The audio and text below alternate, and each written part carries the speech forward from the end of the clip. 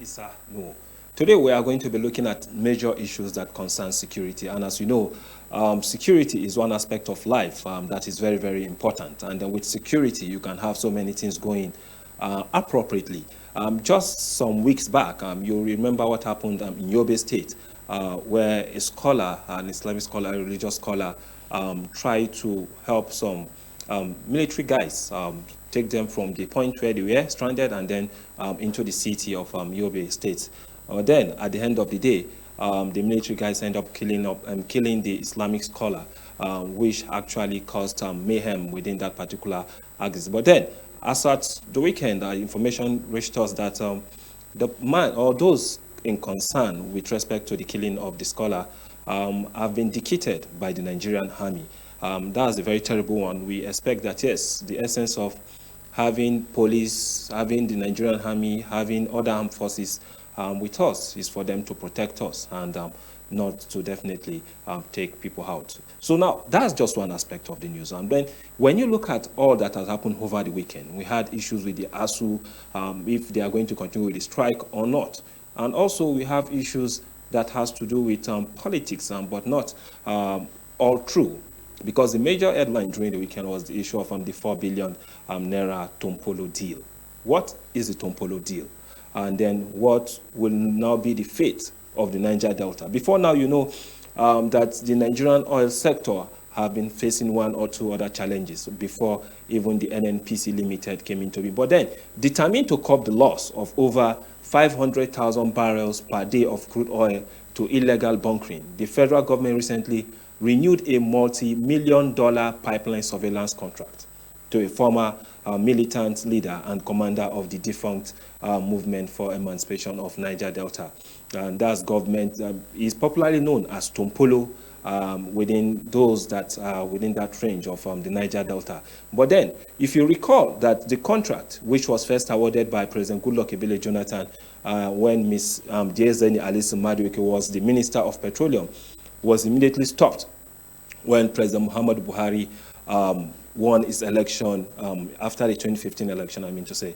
And then Tompolo was swiftly declared wanted by the government. And as at then, it was difficult getting him on board because I remember as of 2017 thereabout, or before the 2012 or 2009 agreement when they had an agreement with the government as at then, they had to put down their weapons to see that, yes, production of crude oil within that particular region gets to optimal level.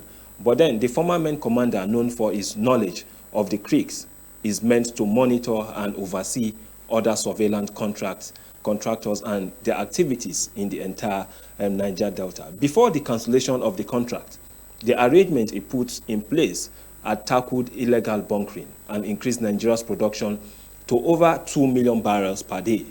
You know that is not feasible as of today.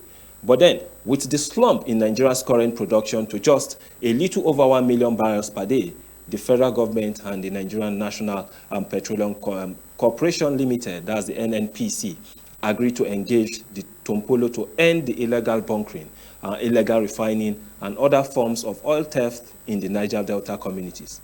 And a source close to Tompolo said the current deal is worth a whopping over 4 billion naira monthly. So now, the question is, why at this point? If you look at what happened with the Saudi Aramco, you can see the gains they made during the course of the Russia and Ukraine war.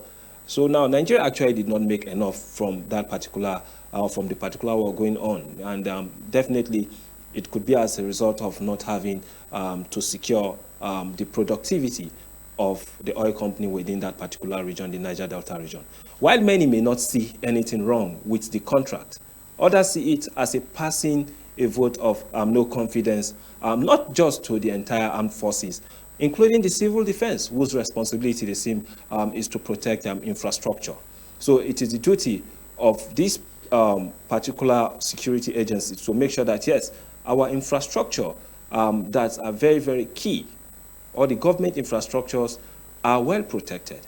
We have the civil defense, we have the Nigerian Navy, and then we have the Joint Task Force that are also manning that particular. So why are we still having low crude production? They are wondering why the country would have a navy and a civil defense and be awarding contract worth £4 billion. So this is what we are going to be discussing this morning with Mr. Leslie Achesunwe. On this particular issue, it's from that region. Let him give us an highlight of what we should expect from this particular deal. So we'll go on a short break, and when we return, we start with a conversation on the roundtable.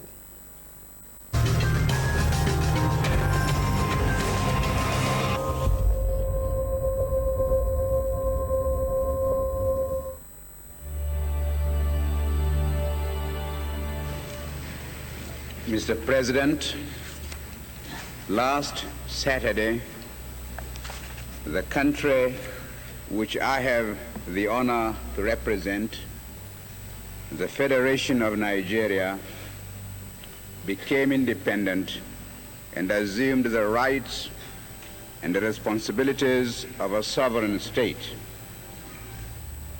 Today, Nigeria has been admitted into the United Nations organization and assumes still more responsibilities. I wish to make our position plain beyond any matter of doubt as regards the African continent. We in Nigeria appreciate the advantages which the size of our country and of its population give us, but we have absolutely no aggressive intentions. We shall never impose ourselves upon any other country and shall treat every African territory, big or small, as our equal, because we honestly feel that it is only on that basis of equality that peace can be maintained in our continent. We in Nigeria are a populous country. There are about 40 million of us, and our territory is relatively large. We are willing to learn before we rush into the field of international politics. But we are totally unwilling to be diverted from the ideals which we think true. That is the reason, Mr. President, why we in Nigeria shall not be found to align ourselves as a matter of routine with any particular bloc. Indeed, I hate the very idea of blocs existing at all in the United Nations. It seems to me to be a contradiction in terms. When we hear the world crying out for peace, we may receive the inspiration to deal with these intractable problems and be able really to devote all our resources to the advancement of mankind by applying those eternal truths which will inevitably persist long after we ourselves are utterly forgotten. Thank you, Mr. President.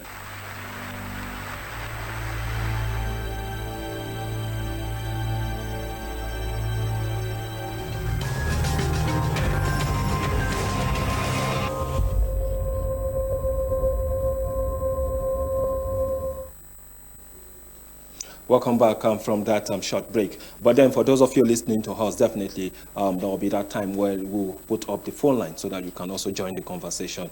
And Mr. Leslie Way, good morning and welcome to today's program, The Roundtable.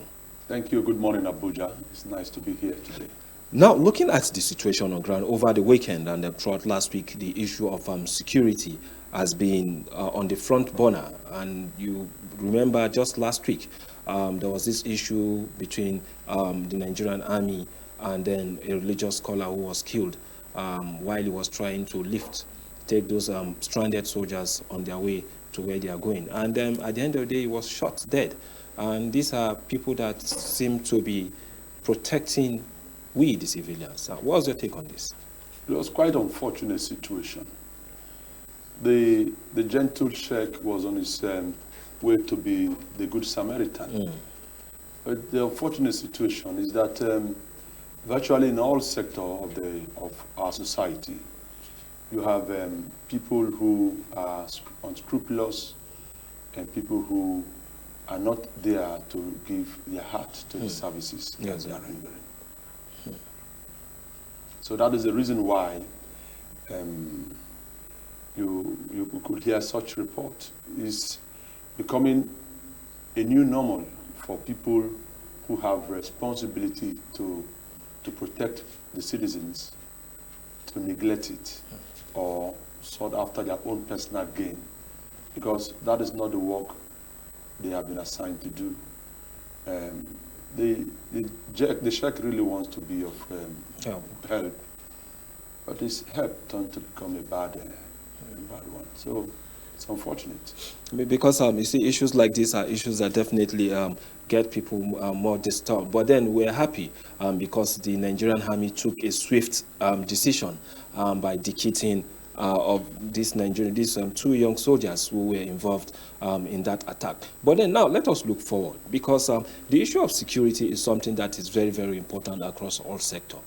And our mainstay, still our mainstay today, is the issue of oil. The Nigerian, that's the oil sector, which is very, very important. You can see that for some time now, we've had issues with NNPC not remitting to the FAC account. And then you also have issues of us not actually taking the opportunity that comes with the Russia-Ukraine war. But then you look at countries like Saudi Arabia, Saudi Aramco, they've made so much money from it. The issue of the Niger Delta is still at the front burner. What is actually happening? Right now, I think there's a whole lot in terms of the federal government is bleeding. The critical national infrastructures that constitute the fulcrum for survival of this country is under threat. And the extent to which some people are plundering the economy and its foundation is alarming and disturbing. For Nigeria to become a sustainable country, going forward, so much needs to be redone. We need to rethink. We need to roll sleeves. Leaders need to be more accountable in rendering service. Let's take it from the Russia-Ukraine crisis. We lost out big time, Partly, we are part of OPEC. Secondly, even the quota OPEC gave to us, which is about 1.8 billion barrels, we can't even get to that level of production. What has happened? Who told us that we cannot increase production capacity to, say, 4 million barrels per day? It's doable. Yes, we are constrained, we are in OPEC, but OPEC has given us 1.8 million barrels to supply, to take advantage of the oil boom. But we're not able to meet up with the target. And that has also a negative toll, economic toll on our economy, because salaries here and there cannot be paid. A lot of people who work, and the government is also not able to meet up with all of its obligations. The rising debt profile in services, the global economic fragility has also constrained Nigeria not to be at a point of absolute advantage. So then on the other side of what we would have done if we really want to take good advantage of the Russia-Ukraine crisis. If we were not in OPEC and we were producing, say, 4 million barrels of crude oil a day, Nigeria wouldn't be in where it is right now, because large chunk of our means of foreign exchange earning comes from the petrodollar economy. Sales and proceeds of sales from the crude oil constitute largely the single fora for earning foreign exchange in big time.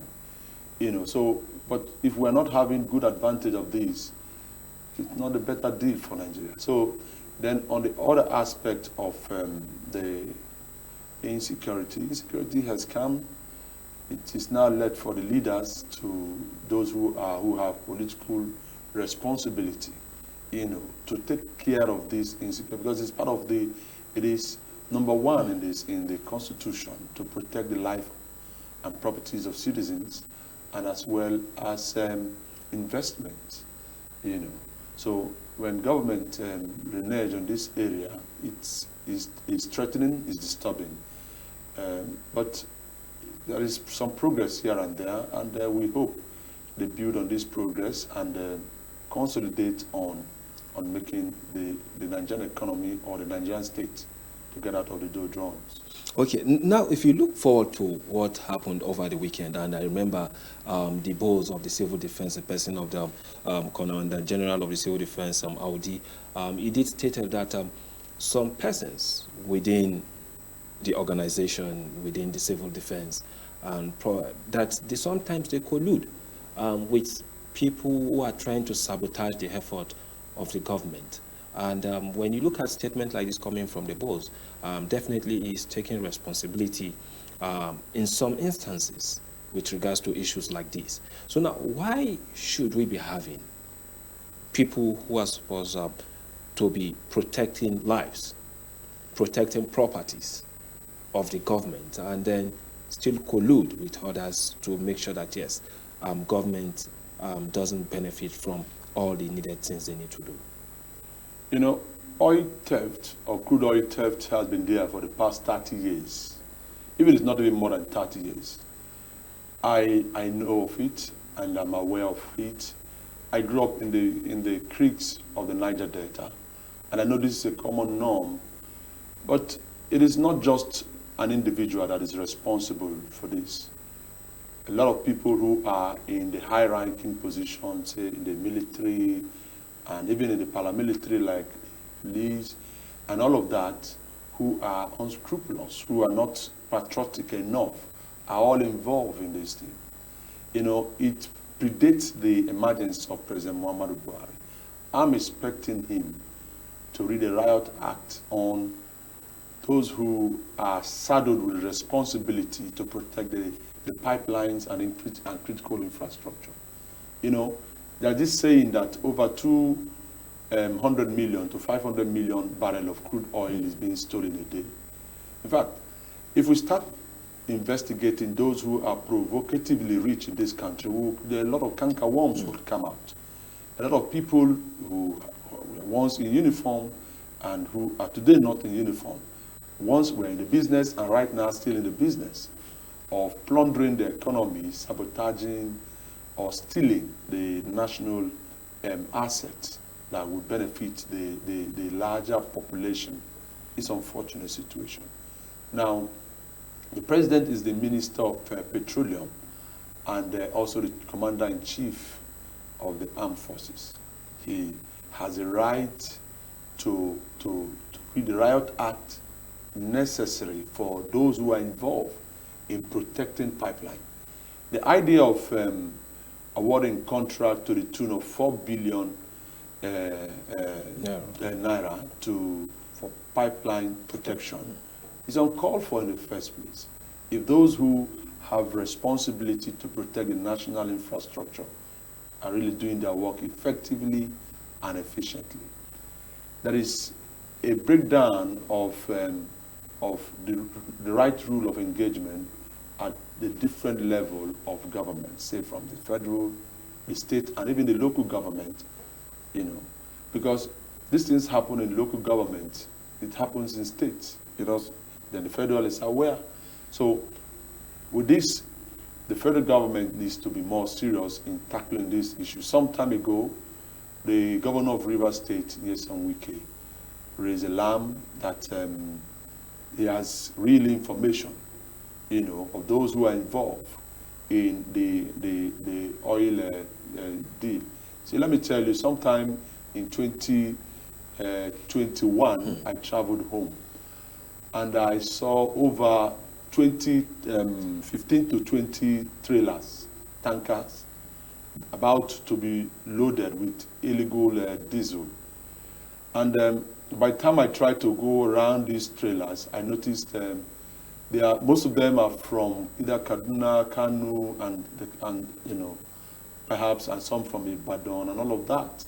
So it means those who are stealing this thing are from all the nooks and crannies of Nigeria. So all tribes are involved.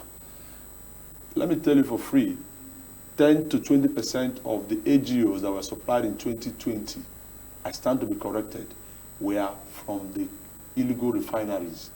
And it's not a good deal because Yes, why the illegal refineries have survived is because the supposedly national refinery is not working. These refineries are just drums, yes, we know, but they have the skills, the waste, the environmental deterioration, and the environmental decay as a result of any pipeline burst has greater impact because it affects the ecosystem, it affects the life cycle of an average person living in the Niger Delta. I'm from that region, and I understand the challenge people pass through, you know. Now, going further, if you look at the amount of crude oil theft that has been recorded, largely the most part are not the ones that are being refined by the illegal refineries or the drums, you know, those boiling pots. It is largely the ones that have been exported through illegal means. Let me give you or give a suggestion of what I know for free.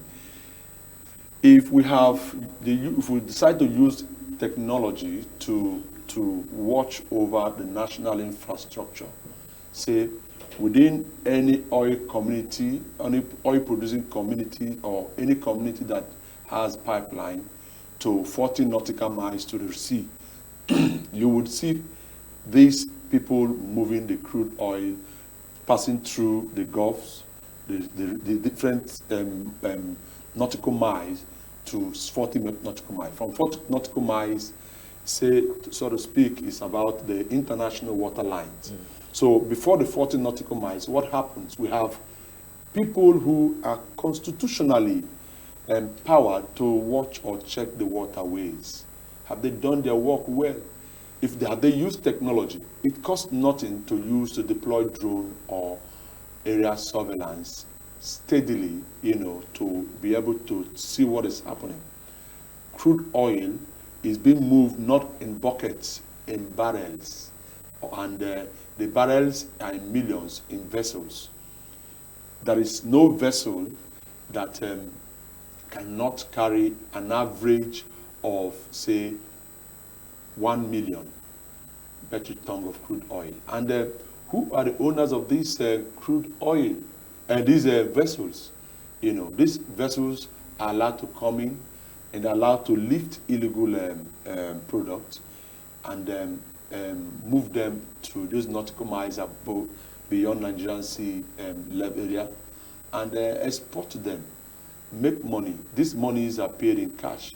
See, the consequence of this action is that the perpetrators of these illicit deals can scuttle or even sponsor terrorism, because just imagine an individual or a cartel who have access to sell, let's say,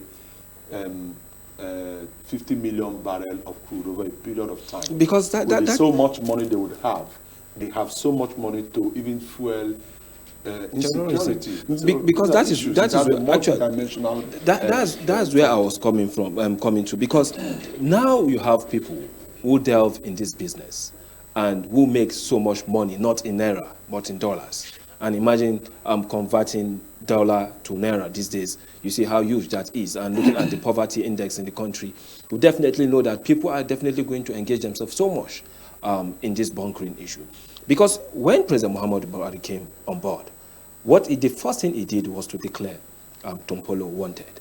And then, you know, definitely before then, Jonathan has already had the agreement with them for them to protect the pipelines.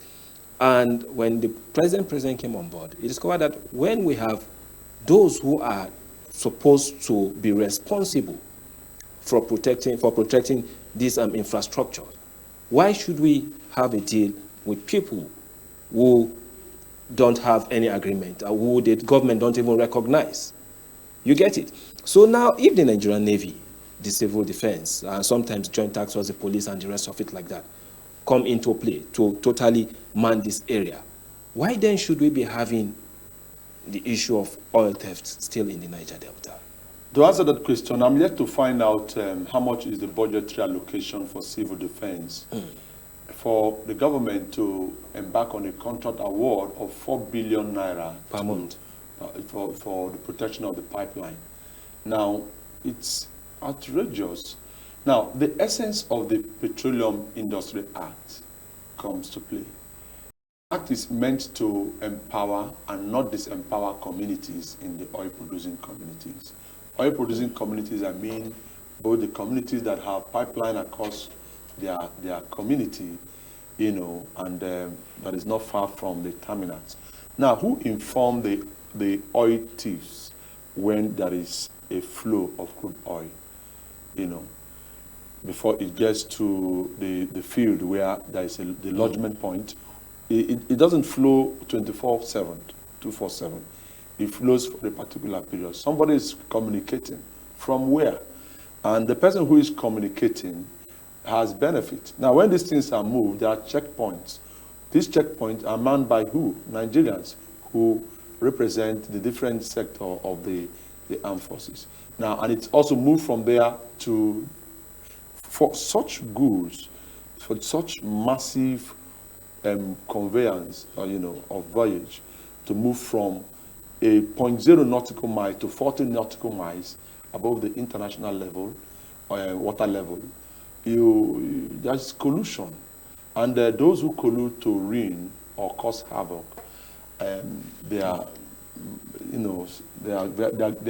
bigger people, untouchable. So, but we can't continue this way, because it's not sustainable in several fronts. It's not sustainable. Nigeria is a largely petrol-dependent economy. Since it is a petrol-dependent economy, it has to take full advantage. I look toward the time when we can produce, say, 4 million barrels of crude oil per day, instead of even less than what OPEC is requiring. Now, if we produce more than 4 million barrels of crude oil per day, see, the schools will be in section. There won't be ASU strike. We would have the infrastructures fixed. We would have security. We would have, life expectancy level will go up, and the gross domestic happiness will also go up. People are dissatisfied with the extent of poverty. It's going up, and as this keep going up, it has an economic implication, because I always say it, that economic revolt is greater than political revolt, because a hungry man is an angry man. There will always be a day of reckoning, even if it's not now, someday. So the government must show commitment to the Riot Act, that it will follow through to logical conclusion, wherein those who have been given the responsibility to protect national infrastructure, say from the Office of the National Security of the Federation Advisor, to the police, to the civil defense, everybody that is saddled with such task of protecting national infrastructure and lives and property should be held accountable. The president should not fidget when it comes to firing. When you fire people, others will sit up, and the new person would know that this position is a hot seat. Sometimes, do I say it's like some persons feel very comfortable on the seat? It shouldn't be so. If we want to get out from where we are, we must take protection of life.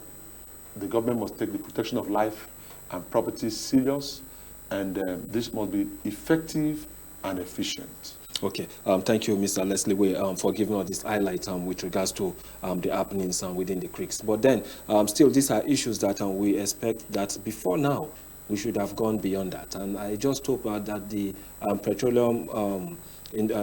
the PIA that has been signed into law, I hope it will be able to help us to reduce the impact of this bunkering in that particular region. But then still, we'll definitely go on a very short break, and we'll return back to continue with this conversation. And our expectation is that as we return, we'll put up the phone line, and then you call, you ask your question, then you definitely state your name, your location, and then go ahead to ask your questions with regards to our topic of discussion for today. So let's go on this short break.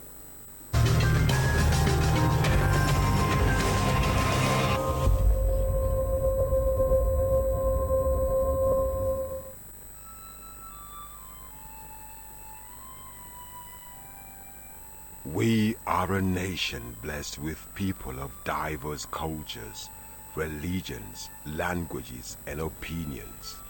It is ironic that we are now being ripped apart by our greatest strength, our diversity. We have allowed intolerance, insensitivity, bigotry, and nepotism to blind our vision of the greatness we can achieve working together as one. We may not have the same culture, nor religion, nor language, but we all belong to the same nation by the divine will of God. We did not choose to be Nigerians. Nigeria chose us.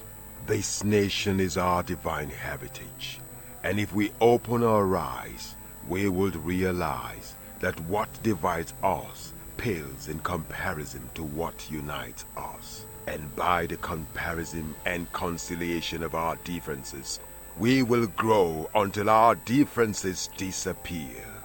Our unity cannot be willed by mere declarations, nor do we get unity by ignoring the questions that beg for answers. We must celebrate our diversity and debate our differences without fracturing our unity. Our strength is not in our numbers, but in our unity, because even the weak become strong when united.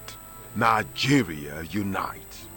This message is brought to you by Abuja Broadcasting Corporation, owners and operators of ASO Radio 93.5 FM Abuja, ASO Television Star Times Channel 127, Free TV Channel 507, and UHF Channel 38.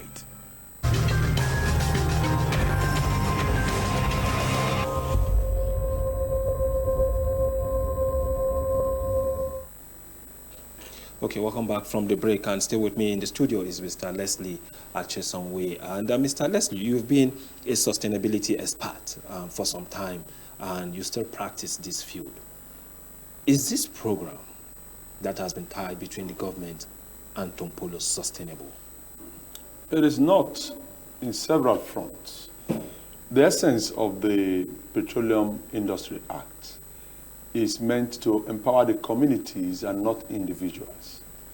And when there is inclusiveness, you have better results, than when you have security of national assets in a particular region in the hands of few, or an individual. But if you have such as the task of the community will protect these assets. Let's say this money is shared across all the oil-producing communities. Tell me who would come to my community to bust pipeline when I know who you are.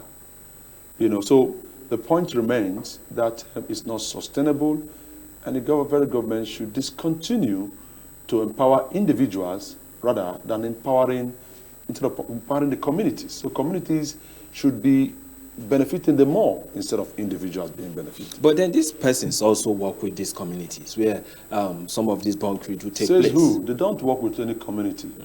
They are smaller gods in communities. So what are we talking about? Almost all the oil-producing communities in the Niger Delta don't benefit from any of those contracts. It is cronies of people who are within the same or have the same mindset, of these some sort of bargain. If the government decide to look at how to implement the Petroleum Industry Act, first of all, such engagement should start with at the community level. Make this fund available, create a community that is oil producing communities commission has been suggested. But then we have that of the NDDC. But then before you take that on, let me allow our guests, our viewers and listeners to also join the conversation, because this is pertinent, and we have to get different views with regards to this. And the number to call is 090-5740-8127. I'll take that again, 090-5740-817. 8127, I mean to say. But then when you call, you state your name, your location, and then go ahead with your submission or question. Now, still on this issue, we've had the NDDC, and you can see the level of corruption that was in the NDDC. It was well known, and you can remember at a point, the former minister or is it the Prime Minister, that's Godswill Akpabio, raised issue with the NDDC. And when you look at corruption issue within the NDDC, and then you also look at the amount of money that is in the NDDC, it doesn't really transmute into development within that same region. So when you take this aside, and then you look at the security votes to the oil, that's the Niger Delta region, and you juxtapose it with development in these communities where these pipelines are, you don't actually see the impact of this money in this same region. What then is the problem with this protection? What then is the problem with the money giving? And how can the people of the Niger Delta have a better life when they have this pipeline all across their region and they are not benefiting from it? Let me start by saying that the 13% derivative, and the offshore-onshore dichotomy, that we are all part of what constitutes into the 13% derivative is a welcome one. But however, it's not even been paid or honored. That's one. Then secondly, the NDDC is not inclusive. It's not that the administration of the NDDC and the activity is not inclusive cut across all the oil-producing communities. In my ethnic nationality, for example, I have yet to see the impact of NDDC. So, if going by that, the oil-producing communities, I would prefer to use the term oil-producing community than to talk about NDDC. Because for me, NDDC is just a venture that is designed to satisfy certain political considerations. Now, for the aspect of the oil-producing communities, first you ask, who are the oil-producing communities? Those who have oil fields, whose pipeline pass their communities, and there is stamina close to them, and who also have the direct impact, immediate and remote impact of any oil activity. These can be constituted into the oil-producing community. Now, knowing that, the next aspect will be, how will the oil-producing community benefit? If a commitment on the part of the federal government is sure, on what the oil community would have as a take-home.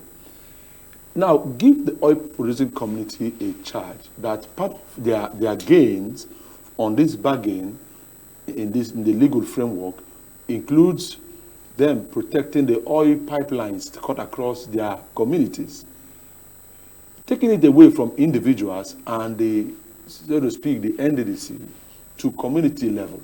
That is inclusion. It leads to organic security, whereby the people will own it. See that this adage that is said, if you tell a community to feed a cow, the cow will starve because you've not said particularly this family, this is your turn. So let it be community by community. Protect the ones, your community, the pipeline that cut across the community. Give us protection, and this is your own. This is our commitment, and this is your own commitment. The communities by communities will protect the pipeline to the point of discharge and selling. Now, if that's the case, Tompolo, according to the information we got before today, Tompolo will definitely engage this community. But then, unfortunately, some days back, we had some agitators also, part of the Niger Delta agitators, saying that they don't agree that Tompolo should be in charge of the money. So at times, it seems money divides the people across the Niger. The federal government is the cause. Divide and rule cause problem. Don't use money to cause problem. So it is simple. Give it to communities. No individual is bigger than communities. But communities also have leaders, and these leaders probably will be part of those who Tompolo have to consider. Every community have community youths. You carry those community youths entirely along. Let it be a law that is there's a commitment to implement this law. First of all, then now we'll find out. We will now know who is community, who is Tompolo, and who is community. He's not bigger than the community. He is from the community. So if you want peace and a sustainable development in the region, and by extension, the growth of Nigerian economy is dependent on the continuous production, uninterrupted production of crude oil, you know, we would have an economy that is producing more. Just as I said earlier, I look forward to a time when we have, say, 4 million barrels per day. The OPEC itself, the OPEC arrangement, I'm not comfortable that Nigeria is in OPEC. However, even while we are in OPEC, we are not even able to meet up with the quota OPEC has given us to produce. You know, because the economy is bleeding, the infrastructural gap is widening, and the government needs to continue to raise money. You know, and where would this money come from? The balance sheet, you know, of the federal government is not looking attractive, sustainable enough to lead the kind of infrastructural development that Nigerians cut across all the 774 local governments are yearning to see. So before then, let's see how we can produce more, take advantage of the global situation right now, because the global economy is going to a situation that is likely to be described as great volatility. Developing countries like Nigeria will not be able to meet up with debt service because the cost will be high. And who is going to give you more money? That's a question that we need to answer. And when these things are not coming, the salaries of those who are working and government not being able to meet up with these obligations, there will breakdown of law and order. There will be heightened insecurity. You know, so it is a hydra-headed event or issue that the government should attack from all sides, you know, at the same time.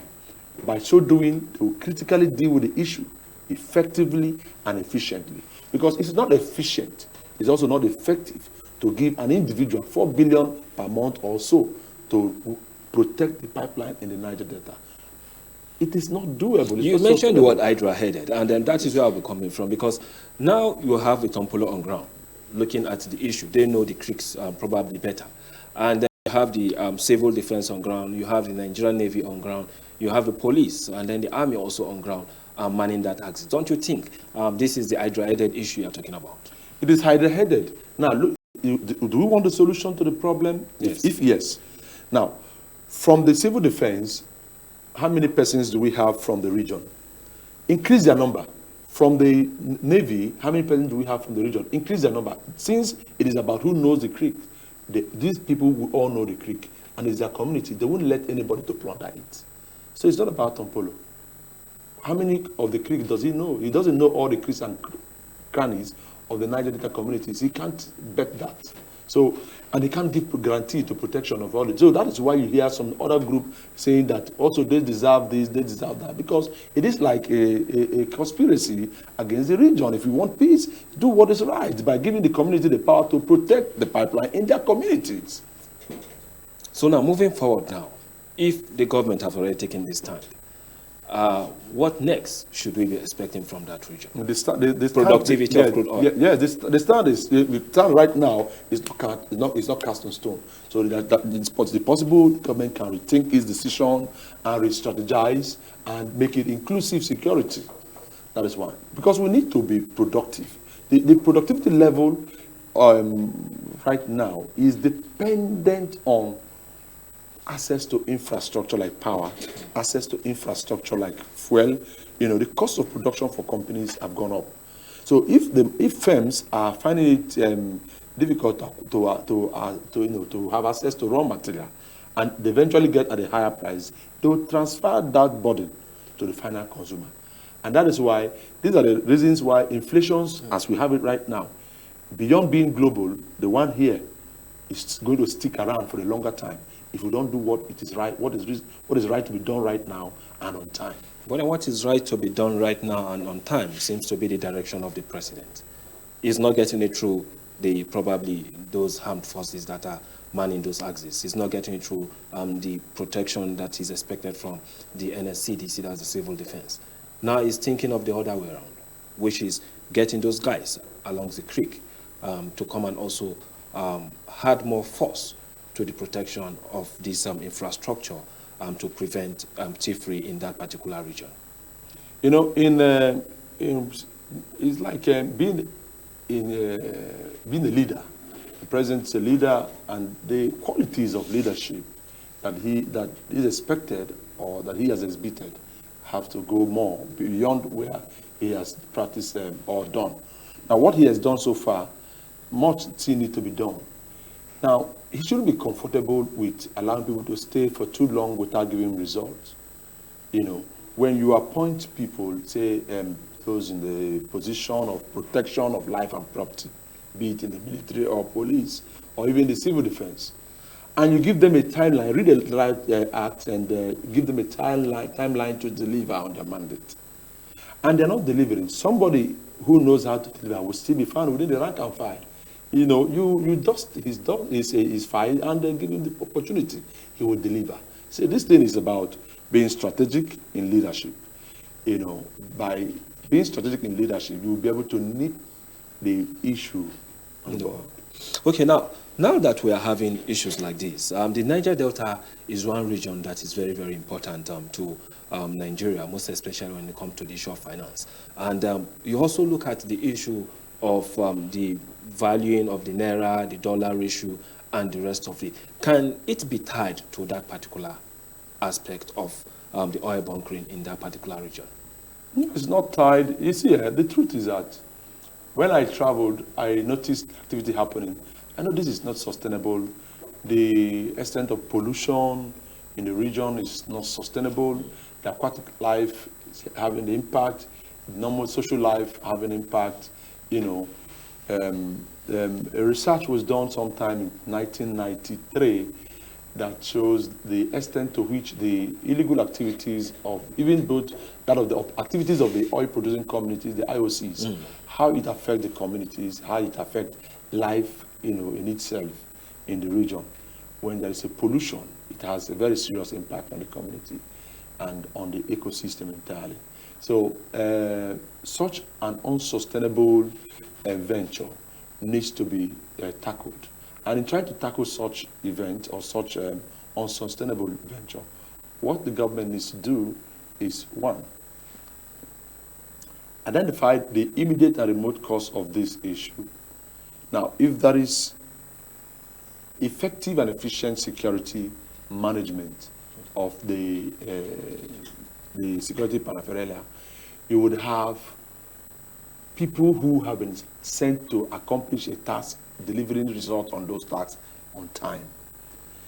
Now, if there is social inclusiveness, economic inclusiveness, you know, both in terms of recruitment and manpower, in those areas where you have security men, no person is an island. The person who knows the place. That is why some people are agitating for state police, believing that since the policeman knows his region, it is very difficult for a foreign person to come and commit a crime. He doesn't need to be looking for how to encircle or to arrest the situation, you know, because that's his community. If you have a community police, he knows almost everybody that lives in that community. Now, same it is if you have people who knows the region are deployed to the region, to the creeks, you know, with a task to deliver on a specific timeline. You would see results trickling in. But until and when we have such arrangement, you know, it could be strategic, you know, on the part of the government to do that, to protect the national infrastructure that survive, that is at the heart of providing what we need to survive as a nation. Now, once that is done, the economy will boost, productivity level will go up, you know, GDP will go up, gross domestic happiness will also go up. Indeed, gross domestic happiness. And I hope I will get to that stage where we'll have everybody happy, especially in that region where you have so much wealth and people seem not to be smiling. But then the issue of the question of leadership also in that axis is something questionable, getting the elite separating themselves from those that lives in the creek. But then we hope to discuss more on this issue, Mr. Leslie Achesonwe, and thank you for joining us once more on the program, The Roundtable. This is how far we can go.